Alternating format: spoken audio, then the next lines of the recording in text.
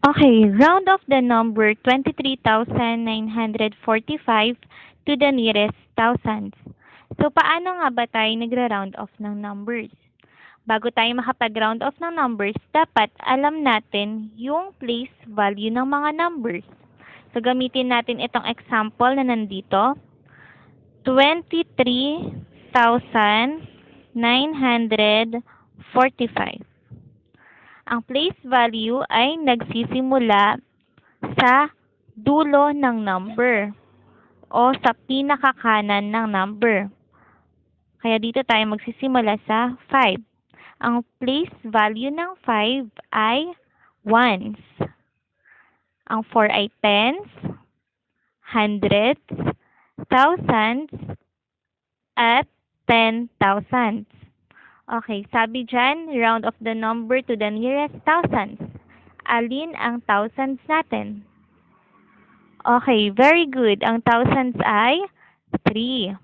So, kapag nakita na natin yung number or yung place value na tinatanong, siya na ngayon ang magiging rounding number natin.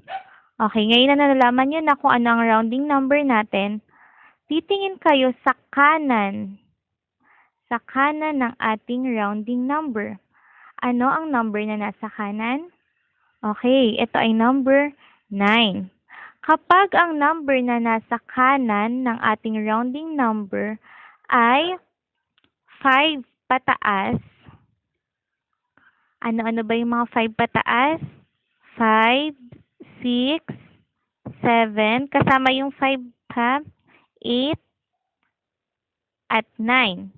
Kapag ang mga number sa kanan ng rounding number ay etong mga ito, ang gagawin natin ay mag-a-add tayo ng isa. Mag-a-add tayo ng isa kay rounding number. Magpa-plus 1 tayo dito sa rounding number. Paano naman kapag wala sa number na ito na 5, 6, 7, 8, 9? Paano kapag siya ay mababa sa 5, 4, 3, 2, 1, or 0? Magdadagdag ba kayo ng isa? Hindi. Magbabawas ba? Hindi rin. So, ang gagawin nyo lang ay